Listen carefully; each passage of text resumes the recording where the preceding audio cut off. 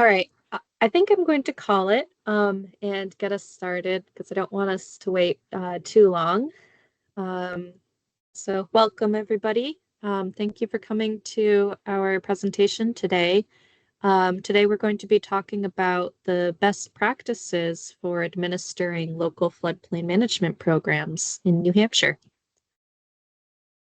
I am Sarah Thunberg. I am one of the National Flood Insurance Program coordinators here at the New Hampshire Department of Business and Economic Affairs. We are within the Office of Planning and Development. And I have my coworker, Stephanie Frechette, here as well. She'll be presenting a little later on.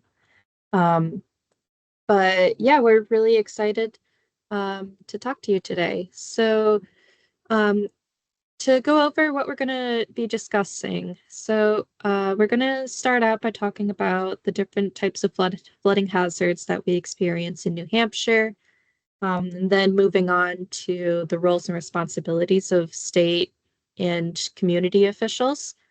And then really dive into the meat of the presentation, which is the duties and the best practices for floodplain administrators. And this is going to cover permit review process, substantial damage and substantial improvement, enforcement, and variances. And then we're going to end with how to determine or a little explanation about the floodplain maps, which is what your community's regulations are based on. So just a starting question. So I think we've got a mix of state and community officials here. So I guess this wouldn't necessarily apply for state officials, but for any community officials here, if you could put in chat, do you know who your local floodplain administrator is? It can be either the community you live in or the community you work in.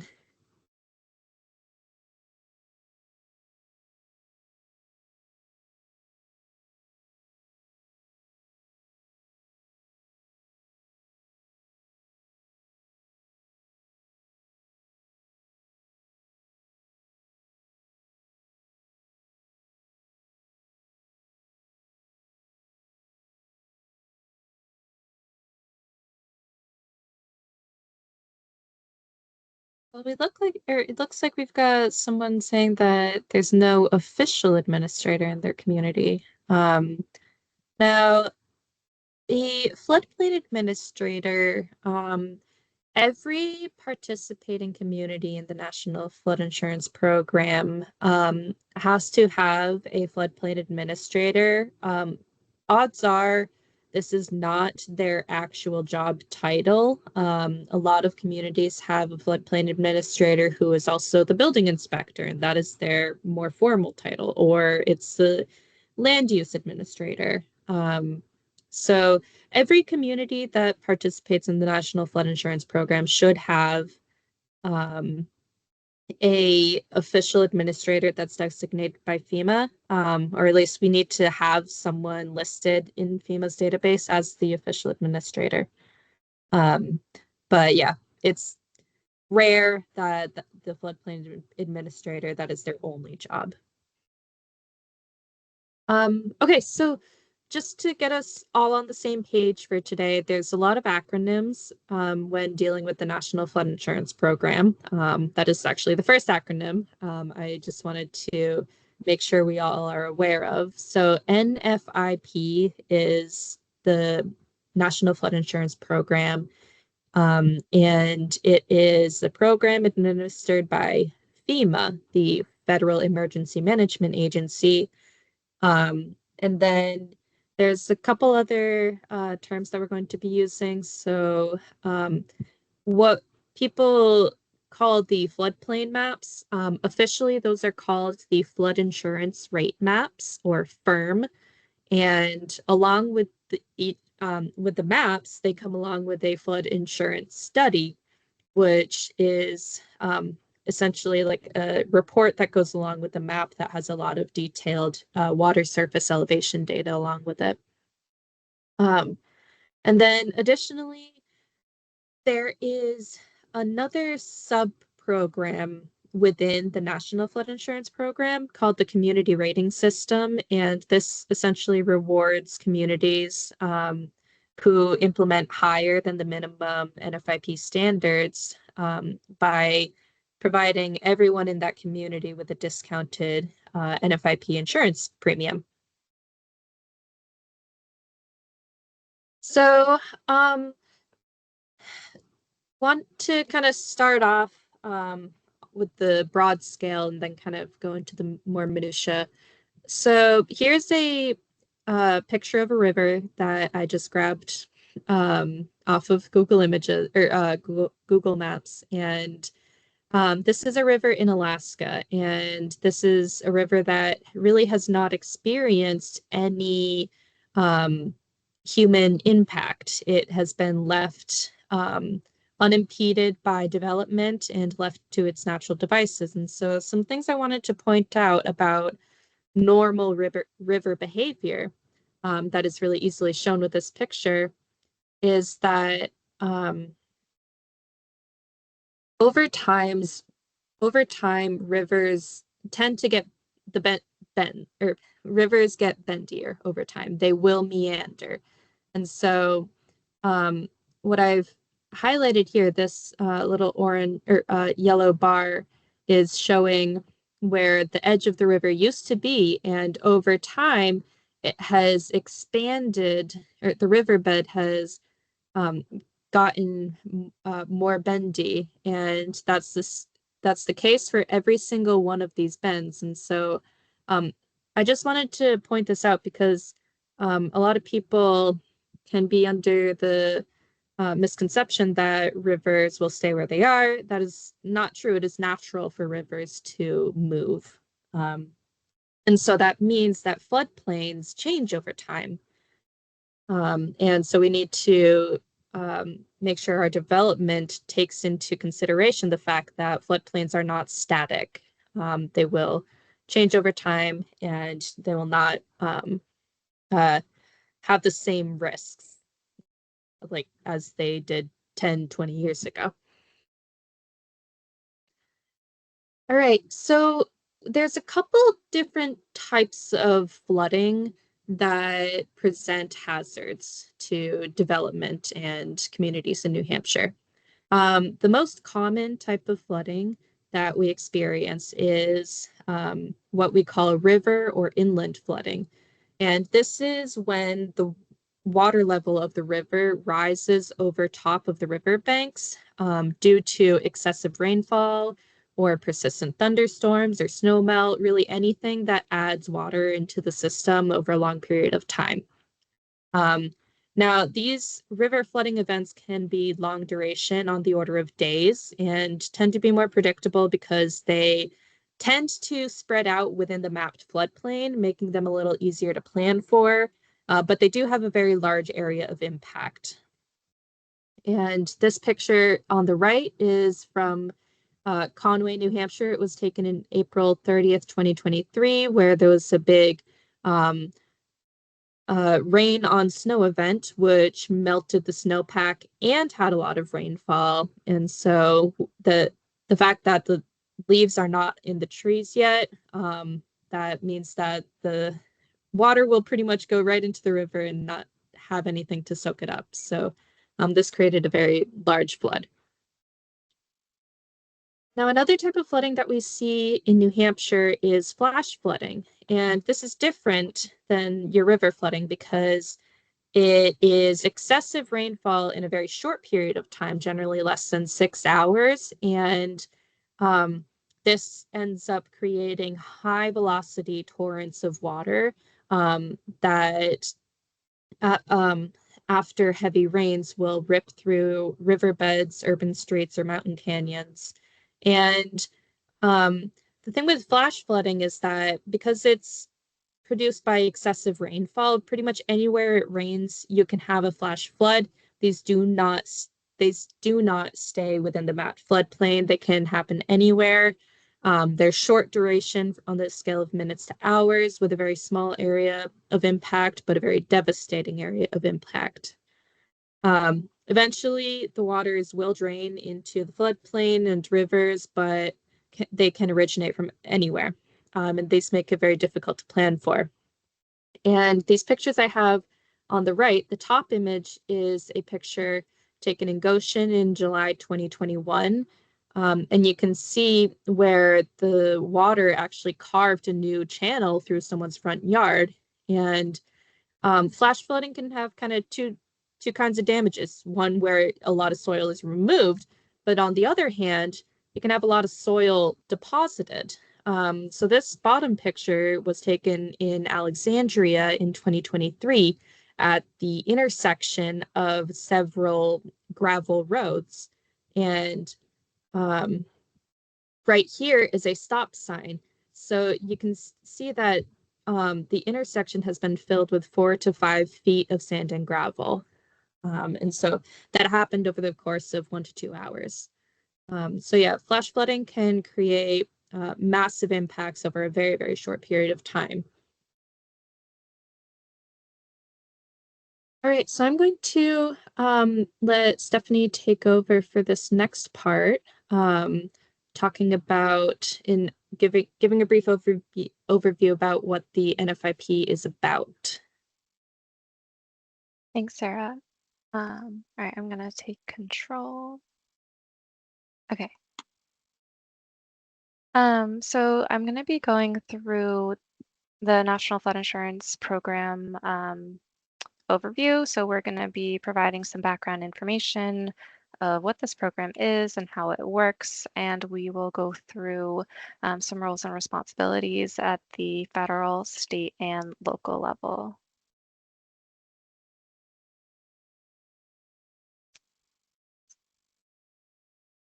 So NFIP is a program that was created by Congress in 1968. It's a voluntary partnership between FEMA and participating communities. And we often refer to the NFIP as a three-legged stool in that there's three main components to this program.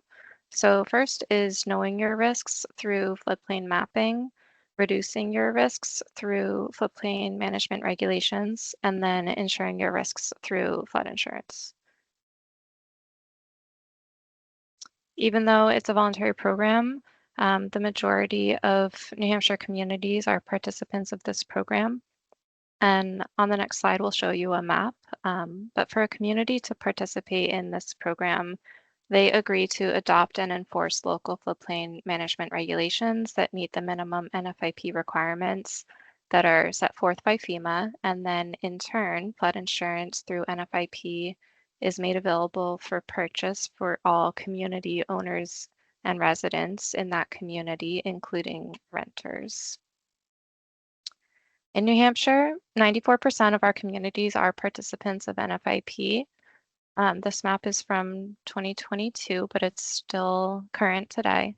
So all participating communities are shown in white and the non-participating ones are in red. And if you're not sure if your community participates or if you're new to NFIP and you want more information about participation and what it entails, you can feel free to reach out to Sarah or myself and we can confirm that with you. So there's different roles and responsibilities that we'll go through here in the next couple of slides. So starting with the FEMA level. So NFIP is a FEMA program and they are overseeing this program from the federal level. FEMA's responsibilities are making sure that flood insurance is made available for through insurance companies for property owners, residents, and renters in participating communities. They're responsible for the development of flood maps, providing development and building guidance, and providing national program oversight, as well as monitoring participating communities to ensure compliance with the program. At the state level, so NFIP is coordinated by our office, the Office of Planning and Development, And here at the state level, we provide technical assistance to all stakeholders, including answering questions from community officials, surveyors, engineers, developers, residents, or anybody on issues related to mapping updates, understanding requirements for development activities that are proposed in the floodplain, and updating your community ordinances to make sure that they contain the minimum NFIP language. We provide education and outreach resources such as floodplain regulations, fact sheets, and sample permits. We also provide assistance after disaster when rebuilding is occurring and making sure that the minimum NFIP requirements are being met.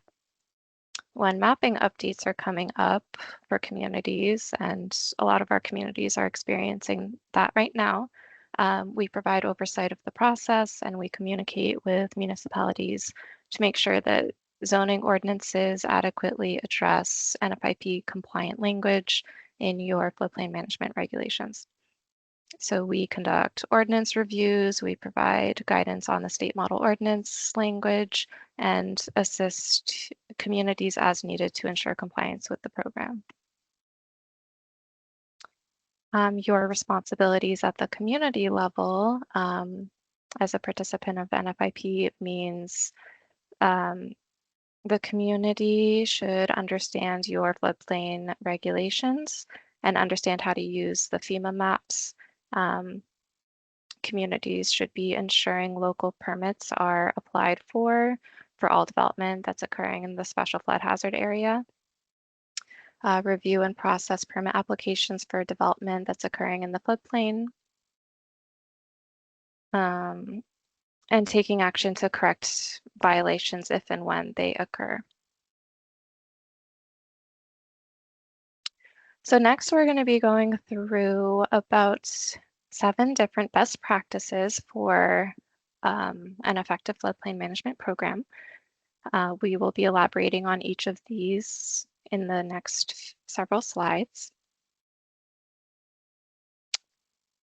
But first, I wanted to just highlight, this is a screenshot from our website where we have guidance for floodplain administrators, and we have a link here. So our presentation today is basically information pulled from a few guidance documents that we have available on our website.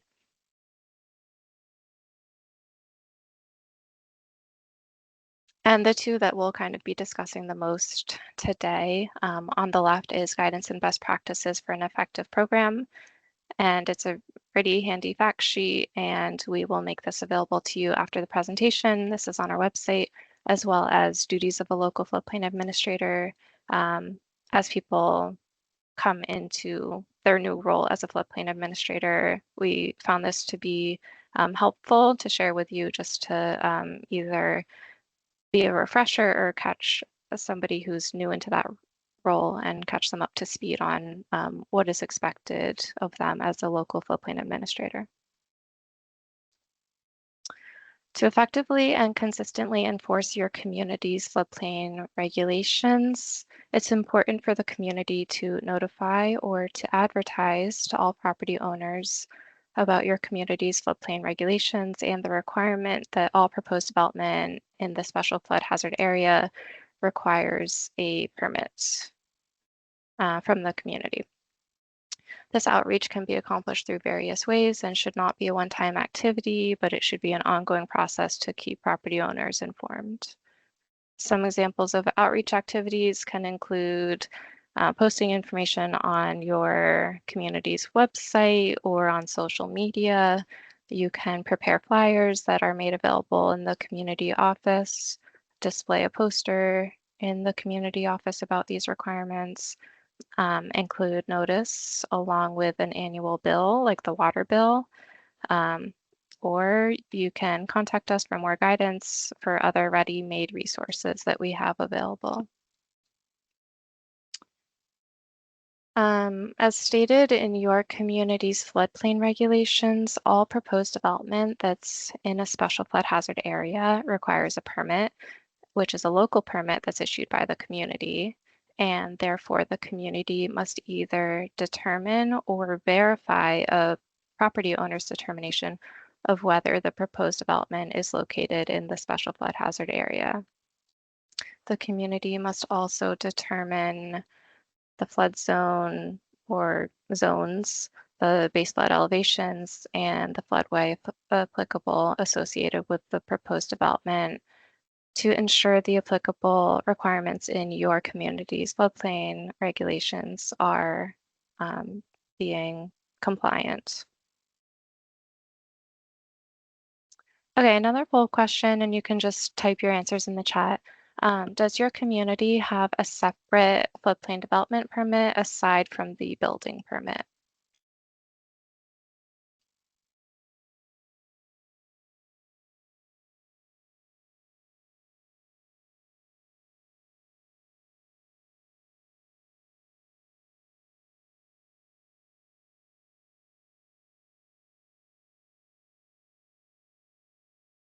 Well, we can go back to this, but we'll keep on moving along. Another item to consider when it's a best practice for running an effective program is floodplain mapping, having a process for determining floodplain mapping. So here you should identify which community officials are responsible for making this determination, identifying the FEMA map resources and tools, and if there are additional tools that are applicable, what community resources or tools will accompany the FEMA maps that will be used to make that determination. You should know how to make or how to verify a determination in a special flood hazard area, including what to do when a determination is unclear or when multiple zones are involved. And know the process of determining the applicable flood zones, the base flood elevations, and floodway. Here are some community resources to use along with the FEMA map when making that determination. If a community has a GIS system, that would be helpful. FEMA has a GIS mapping layer from the FEMA Map Service Center. Community Assessors Database and Mapping Viewer, if it includes the effective FEMA floodplain mapping layer, and the community tax maps along with the FEMA flood insurance rate maps to determine proposed development location. So these can all be helpful resources in making that determination. Thirdly is the permit process for development, floodplain development.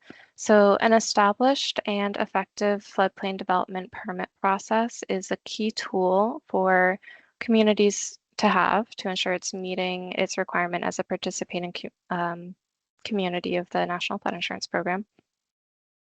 Once a proposed development is determined to be located within the special flood hazard area, the community must require a permit application to be completed by the applicant that details the proposed development. If the proposed development is only for a building development, the community can use its existing building permit application. However, if the proposed development involves any non-building development, for example, filling or water course alteration, then the community must have a permit application that can gather information needed for this type of development as well. A sample floodplain development permit application is available from our office, so we can share that with you if anyone has questions on that. Prior to the completion of the floodplain permit application, it is recommended that the community's permitting official discuss with the applicant what needs to be submitted as part of the application and to discuss the town's floodplain regulations, which can be a letter, it can be an email, or an informal meeting with the applicant. Once the permit application has been received, the information provided must be verified by the community to ensure completeness and accuracy. And there's several questions that the community should verify and make sure these questions are being answered when you get the completed application. So have all questions in the floodplain development permit application been answered by the applicant? Has it been signed? Has, if there's, if it's in a flood, check the flood zones, the floodway, and the BFE information that's provided by the applicant and verify that information.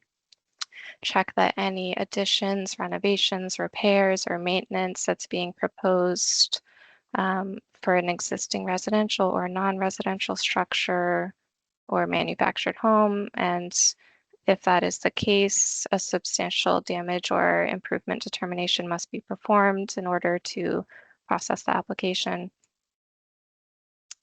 You should be checking the requirements in your community floodplain regulation and making sure that those are being met. Does the submitted application confirm that the development will meet all the requirements for the regulation? For example, for new or substantially improved structures, will the lowest floor be constructed at or above the BFE?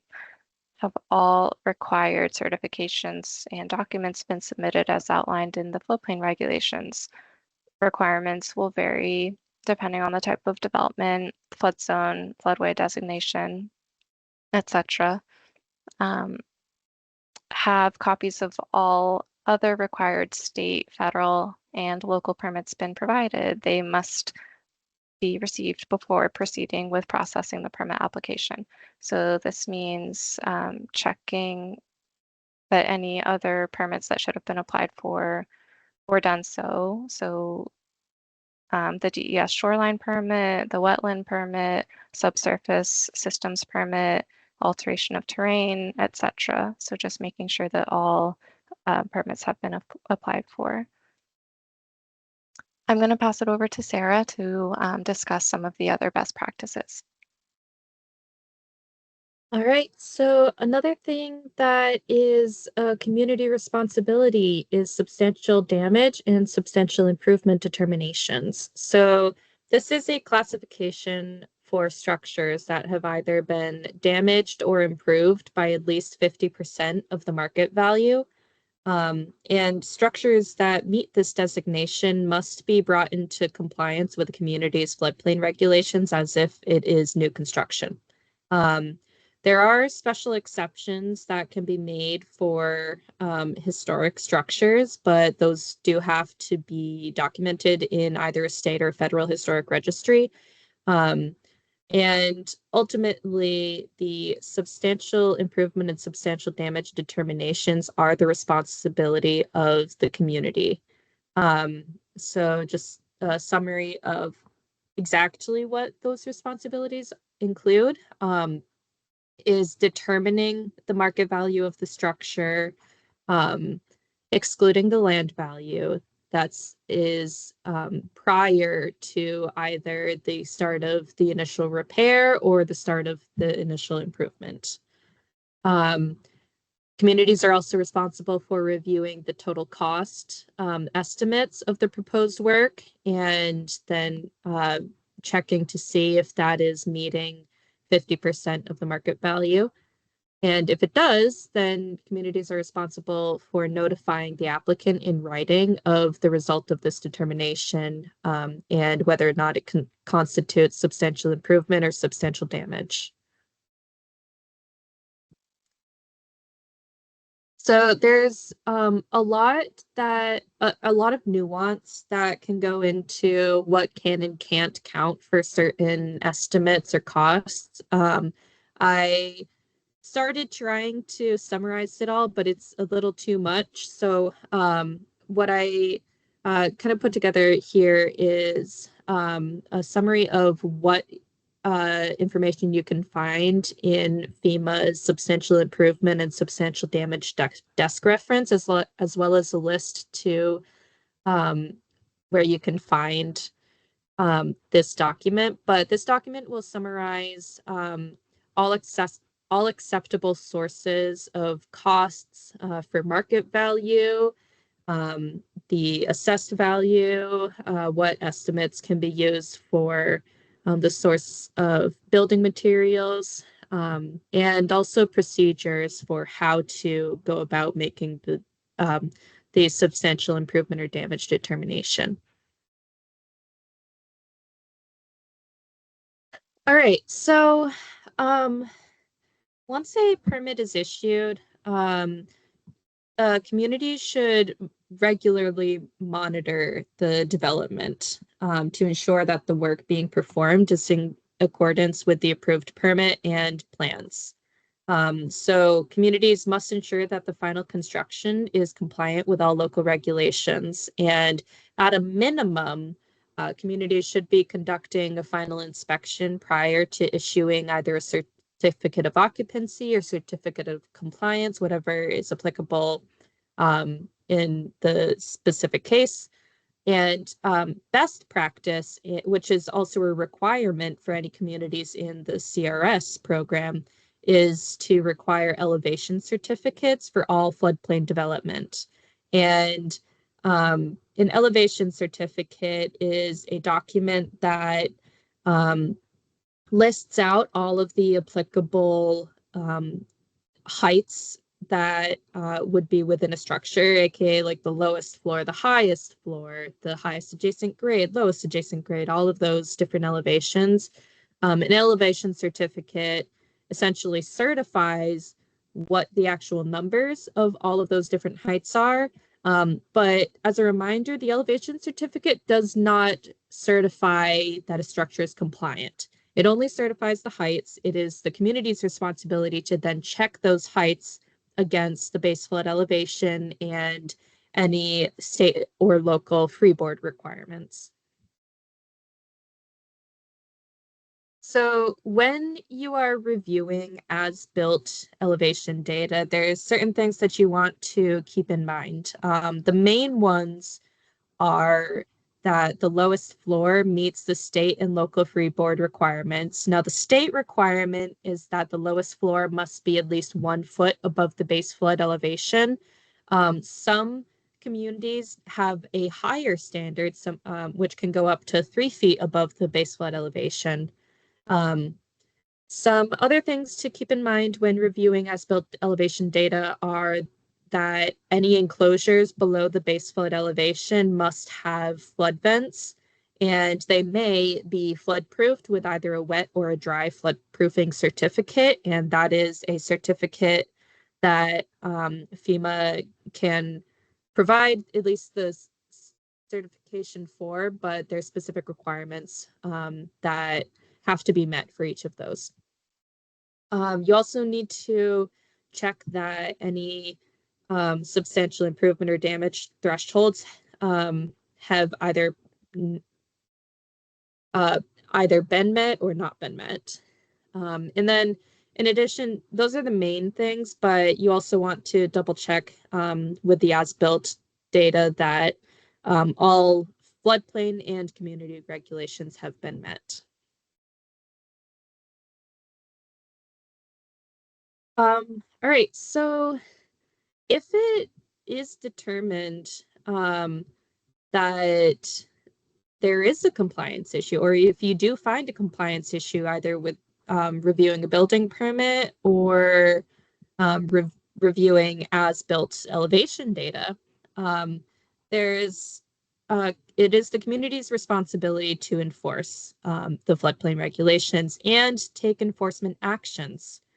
And we're working on coming up with a sample enforcement action procedure for communities. But for now, what we recommend is that communities issue a notice of violation and follow up with the homeowner 2 to 3 times.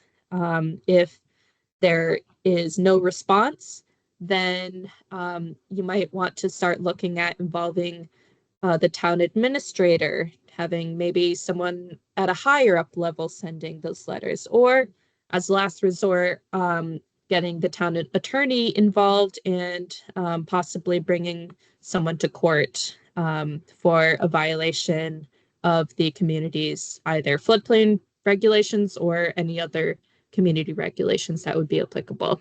Now, if the community fails to take any enforcement action, FEMA may consider suspending the community from the National Flood Insurance Program. So it is really important that a community documents all communication. The notice of violation is um, uh, the best start, and then documenting every time you followed up, whether or not there was a response from the community or from the resident. And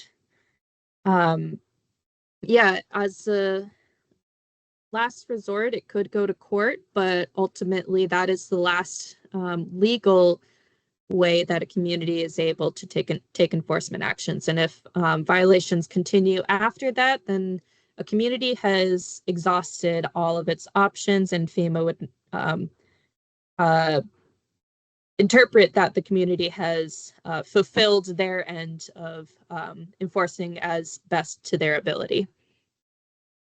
But just to make sure that you just want to make sure everything gets documented if you are dealing with a violation. All right, so there are some ways that the floodplain regulations can kind of be massaged for very specific situations. So communities are allowed to grant variances for the zoning ordinance. And generally, the floodplain ordinance is part of the zoning ordinance. But to be able to grant a variance, there have to be the situation has to meet all of these, both state and FEMA variance guidelines. So the state criteria are that the variance will not be contrary to the public interest, and the spirit of the ordinance will still be observed by granting the variance. And in issuing the variance, there is substantial justice done, meaning that it is not creating unnecessary harm. And the proposed development cannot diminish the value of any surrounding properties. And if literal enforcement of the ordinance results in unnecessary hardship, that is a situation where a variance could be issued. Now, the FEMA criteria, so you have to meet all of the state criteria as well as the FEMA criteria, which are that there is sufficient cause that exceptional hardship will exist if you interpret the ordinance literally. Now, and you also have to ensure that the variance will not result in additional threats to public safety, extraordinary public expense, or fraud or victimization of the public. And the variance has to be the minimum action necessary to afford relief. So if if a project meets all of these criteria, that is a situation where a community could consider granting a variance. And if a community does decide to grant a variance, you want to document that all of these criteria have been met, as well as evidence for each of them. Because if this development ultimately does create any public harm, you really need to make sure that you have documentation that at the time of the variance decision, the project met all of the criteria.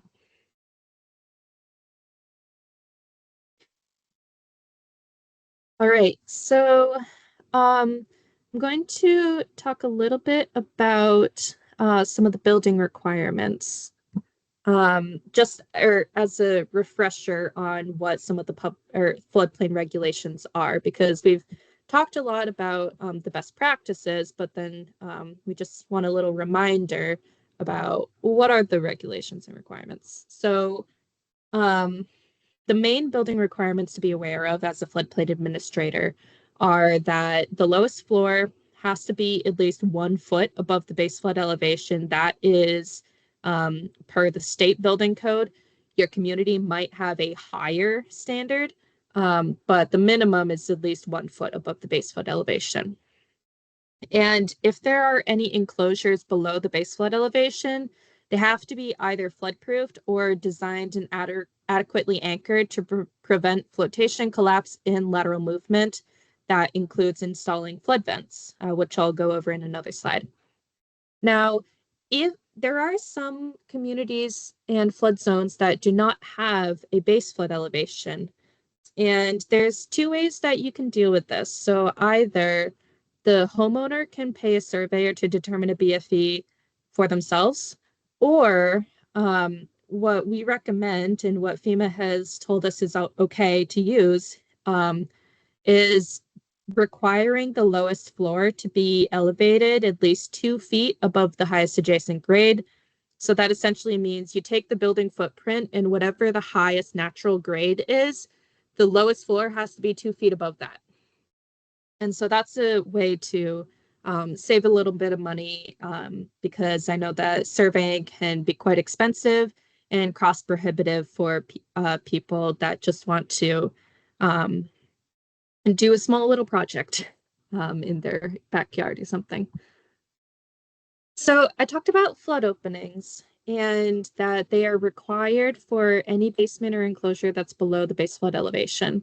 And the requirement for that is for every 1 square inch of, or 1 square foot of enclosed space, you have to have 1 square inch of flood opening.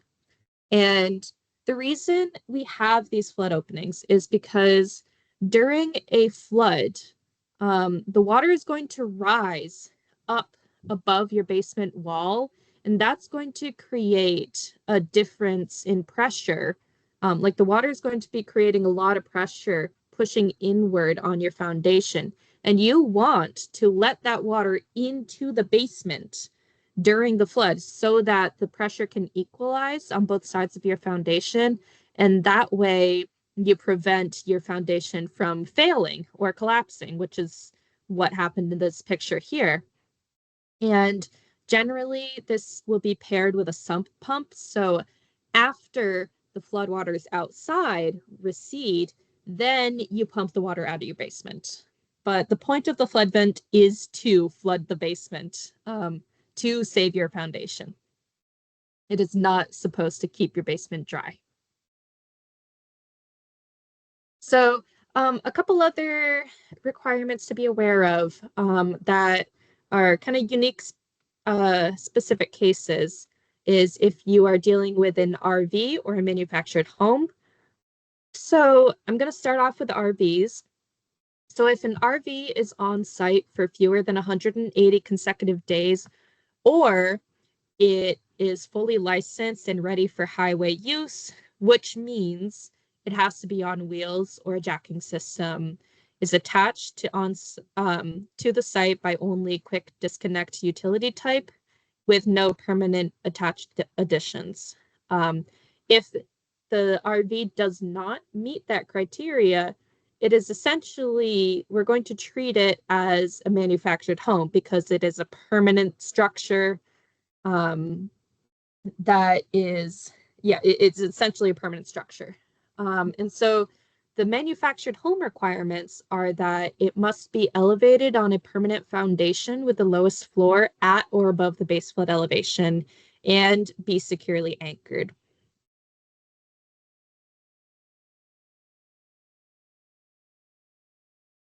All right, so I'm going to let Stephanie take over for the next few slides. Thank you. So here I'm going to highlight an example of our state model ordinance. Depending on your flood zone, there's certain language that must be incorporated into your ordinances.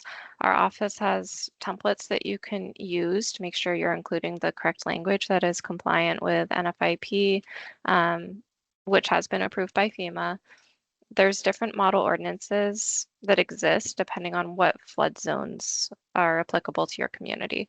So here we have a little screenshot of the one of the state model ordinances that's been approved by FEMA. They're available upon request, so you can reach out to Sarah or myself. It's only a starting point though, so communities must ensure that the final floodplain ordinance is compatible with all portions of your existing ordinance. And we have a link here. And like I mentioned, if you would like to receive one, you can reach out to Sarah or myself and we can email that to you. The state model ordinance addresses the minimum NFIP requirements, but several communities go above and beyond with greater restrictions in their regulations. Some examples of having higher standards in your regulations may include having prohibited uses, so not allowing the placement of manufactured homes or buildings in the floodway, having freeboard requirements where all new or substantially improved structures require a 1-foot freeboard and non-residential structures may be flood-proof to the same level. Another example is having compensatory storage requirements where storage requirements apply for any development that's occurring in the special flood hazard area.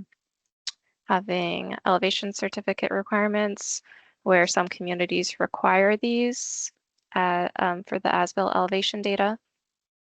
Or you could have regulation of the 500-year floodplain, aka the 0.2% annual chance flood area. So here's just some examples of what we've seen other communities have for higher standards. This is a guidance document that we have on our website, which is linked here. This document is the menu of higher floodplain management standards that was developed by our office back in 2018. It was created to assist New Hampshire communities with incorporating regulations that exceed the minimum federal ones. Certain higher standards can help a municipality earn credit points through the community rating system, which is a voluntary incentive program that's administered by FEMA. It's kind of a sub-program within NFIP, like Sarah mentioned earlier. Municipalities that propose to adopt higher standards should submit a draft of the ordinance amendments to our office so we can review and ensure that a community's floodplain regulations remain compliant with NFIP. So here's a link to the higher standards. And I'll pass it back over to Sarah. Alrighty, so I'm going to wrap us up today with just kind of talking about the floodplain maps. So right at the beginning, I told you about the flood insurance rate maps. So this is a map developed by FEMA using detailed surveying, engineering, hydrologic, and hydraulic analysis. And this is the area of land expected to flood during the 1% annual chance flood. It also tells you the flood zone, the base flood elevation, of where if there's a floodway, and many other details. And this is used as the official floodplain designation for regulation purposes. Now, there's different kinds of flood zones. The main ones that you'll see are um, your inland or your coastal ones. So your inland ones, they all start with the letter A. Your coastal ones all start with the letter V. And the most common zones that we have here in New Hampshire are what's called the Zone AE. They used to be called Zones A1 through 30. And these are the floodplains that have a base flood elevation determined, and they're all inland, obviously. Now, if there is no base flood elevation, that is just a regular zone A. And in that case, this is where a community could either require a homeowner to conduct a survey themselves or use that 2 foot above highest adjacent grade requirement for development in a zone A. Now, the coastal zone is very similar. E means elevation, so the V zones don't have a base flood elevation, and the VE zones do have a base flood elevation. All right, so here's an example of what the flood insurance rate map for Concord looks like. So the blue areas, everything in blue is part of the special flood hazard area or the 1% annual chance flood. This used to be called the 100-year flood, but we are moving away from that terminology because it can give the misconception that you'll only see a flood once every 100 years, which is not true. It's just a probability. And then the striped area, which pretty much follows exactly along the river, that is what's called the floodway. It is where the highest velocity of water will be flowing through during the 1% annual chance flood. And the floodway tends to have the most stringent regulations because you really want to make sure that there is no interruption in the flow of water in that area. Now, there is something the orange and blue areas on this map are what's called the 0.2% annual chance flood area. And this used to be called the 500-year floodplain. And the community's floodplain regulations do not necessarily apply in the 500-year floodplain unless a community has adopted a higher standard to regulate the 500-year floodplain. So unless your community has higher standards, any of these orange areas, the floodplain regulations would not apply. But larger cities have tended to go towards regulating for both the 1% and 0.2% annual chance flood area. On this map, you can also see there's a lot of base flood elevations that have been listed. So as you go up the river, you can see these kind of squiggly lines. These are cross sections that have been taken along the river where FEMA has actually gone in and done a survey of the river in that area to determine exactly what that base flood elevation is at every point along the river, and then you can actually use those to extrapolate a base flood elevation in adjacent areas. So one thing I wanted to point out on this map is while it looks like, yeah, there's just a large area of floodplain here, but there are actually 6 different flood zones in this one picture. So everything in blue, again, is the 1% annual chance special flood hazard area. And that brownish orange is, again, the 0.2% annual chance flood area. But we have all of these different flood zones in this picture. So this one in the dark blue is actually a zone AO. And then these remaining 3 on the right, they're all VE, but they all have different base flood elevations. So this one has an VE elevation 20 feet. This one is VE elevation 14 feet. And this is VE elevation 18 feet. And so if you live like right here, your neighbor across the street would have a base flood elevation 6 feet above you.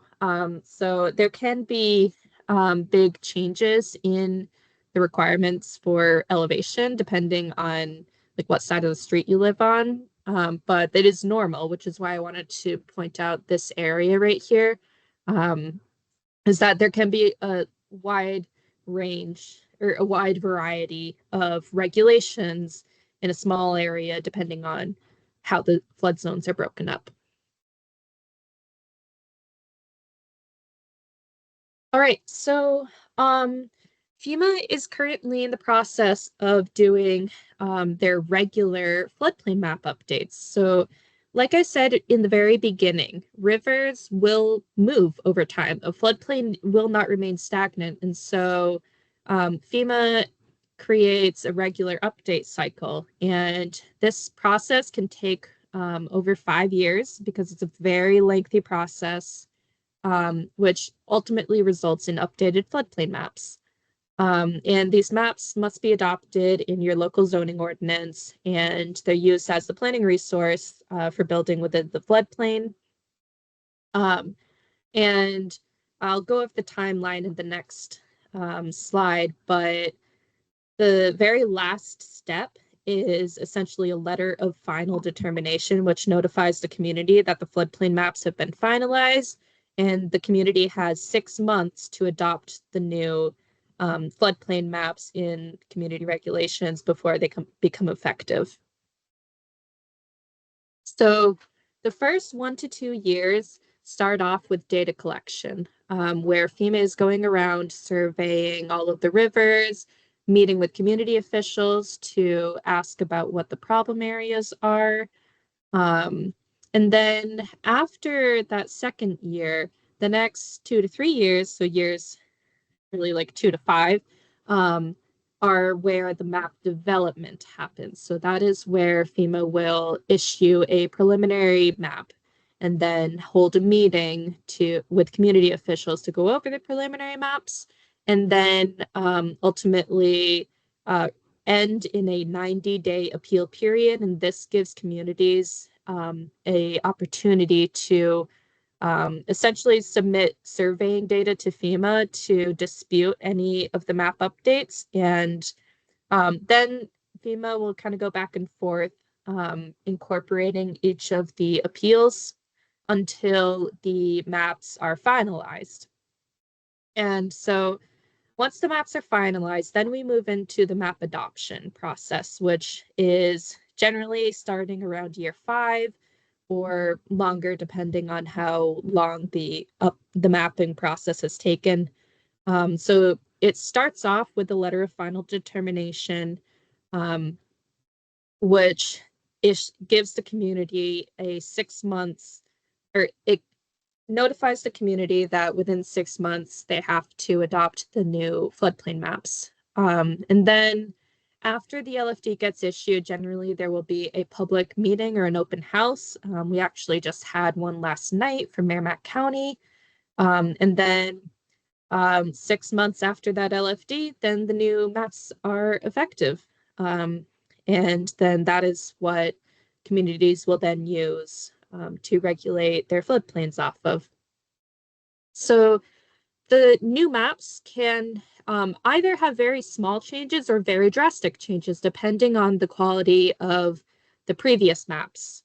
So I wanted to highlight right here, this is in Webster, New Hampshire, where previously there was only a Zone A with a very generalized floodplain uh, designation. Now, with the new maps, there's been a lot of advances in surveying technology, and a lot better elevation data that actually allows us to remove large areas from the floodplain because we are much more confident in the elevation in the modeling data. So I'll kind of go back and forth. These are the same area, but this is the old map and this is the preliminary map. So all of the purple areas have actually been removed from the floodplain, but additionally, all of the yellow areas have been added to the floodplain. So with the more detailed modeling and elevation data, there are going to be areas that where the floodplain has expanded. There will be areas where the floodplain has decreased. There are areas where the base flood elevation might increase by more than 10 feet. And that is not unusual to see happen. So if you do have a community member concerned about a 10-foot difference in their base flood elevation, that is normal to see. So there's multiple different places you can look to find the floodplain maps. So one of them that I recommend, sorry, excuse me, is the FEMA's National Flood Hazard Layer. This is a GIS or an ArcGIS layer that is very similar to the New Hampshire Flood Hazards Viewer, which unfortunately is broken right now. But it is a great place to view the current flood insurance rate maps. And on the other hand, if you want to see what your preliminary maps are, there is the flood map changes viewer.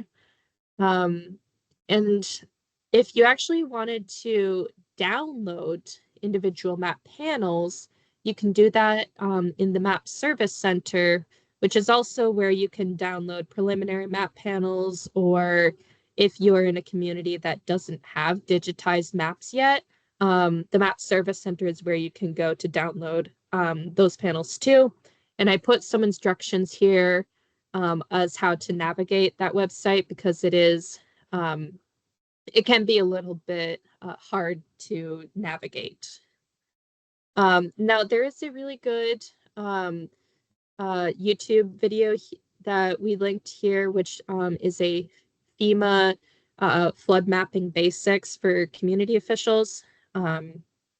And that can be a really good resource if you are new to floodplain maps and need a little bit more orientation. All right, so we have a lot of resources on our webpage. We are hopefully publishing a new website soon, but we are in the process of updating our website. But for now, these are the resources that we currently have on our website, as well as our YouTube page, which is where we post recordings of all of our trainings.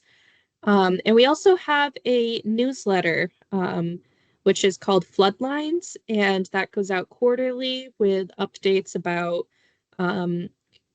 FEMA or New Hampshire regulations, any flooding that has happened recently, and it's kind of just a good newsletter to stay up to date with what's going on with floodplain management in New Hampshire.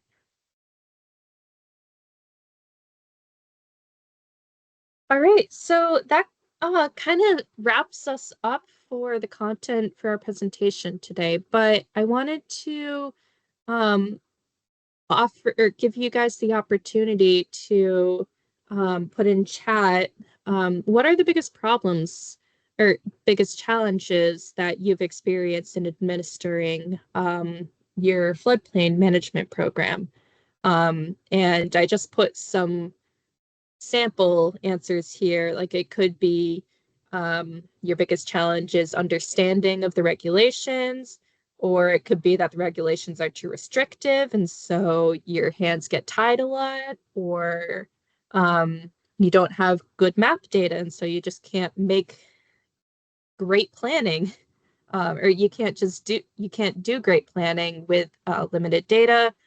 Could be lack of state or federal resources, lack of funding, limited time or staffing resources. So really, we just want to know what challenges our community officials are facing, and then that can help us figure out what trainings and resources we can provide to make your jobs easier.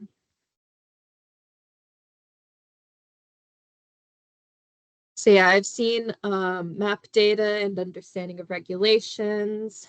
Well, good news is pretty much all the maps in the state are being updated. So within the next 4 years, hopefully, you should have much more up-to-date maps with hopefully some better data. And yeah, understanding of regulations is very difficult because there's a lot to cover. And so I recommend checking our resources and trainings page frequently just to see what trainings we have coming up, because Stephanie and I are just trying to make sure that we're providing the best content and training that we can for you guys.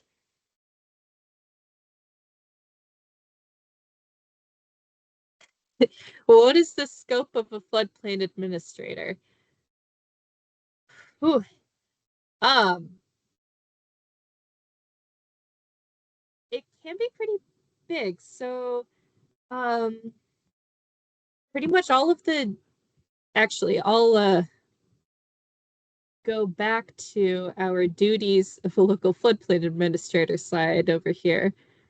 Um, so, um, after this presentation's over, I will be sending the slides to everybody, but I highly recommend checking out this Duties of a Local Floodplain Administrator document. I know Stephanie just put the link in chat, but this kind of lists out everything you need to be aware of. And if you have questions on how to perform any of those tasks, we will be having trainings on certain activities. But if there's one that you haven't been able to find any resources or training on, please um, reach out to Stephanie and I, and we can um, uh, try to help you figure out best procedures or processes.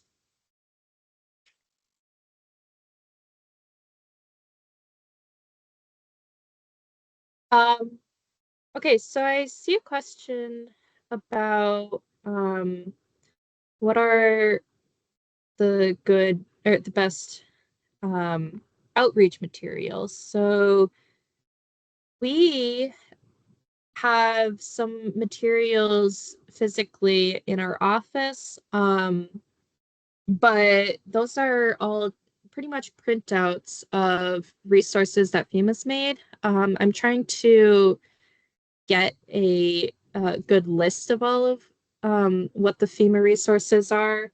They're all in the Federal Register, so it can be hard to filter through what is applicable for NFIP versus what's applicable for just other random FEMA stuff.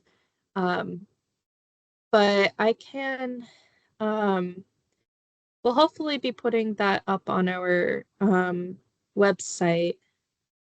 But if there's any specific content that you're looking for a resource on, feel free to reach out to Stephanie and I, and we can try to either provide you with that resource or point you in the right direction. But if you're just generally looking, the Federal Register has a lot of FEMA or NFIP FEMA resources there. I also saw lack of staffing and time is a challenge for community officials. Yeah, that's a big thing because, as I said earlier, very few floodplain administrators, that is their only job. Like most floodplain administrators have many other duties and wear a lot of hats. So yeah, it can be very difficult to try to find the time to properly manage a floodplain program. All right, so we've had some great responses um, to that poll. So I just wanted to end with some takeaways from today's talk. And yeah, so what we really want you to go home today is with an understanding of what the community responsibilities are and identify your floodplain administrator, and that can enforce the floodplain management program. Um, you also want to know what, if any, um, regulations and or administrative procedures your community might have for floodplain development. And again, we have many resources on our website, and hopefully we'll be coming out with a new website with even more resources. But yeah, Stephanie and I are always available or always willing to talk with you or answer emails. It is just the two of us working as the NFIP coordinators for New Hampshire. Um, but if there's ever a question we don't know the answer to, we know the right people at FEMA to ask. So one way or the other, we should be able to either answer your question or provide you with someone who can. Um, so thank you everybody for coming today. If you have any other questions, please feel free to put them in the chat. We'll stick around for a little bit. Otherwise, oh, I saw Henry, you raised your hand. Um,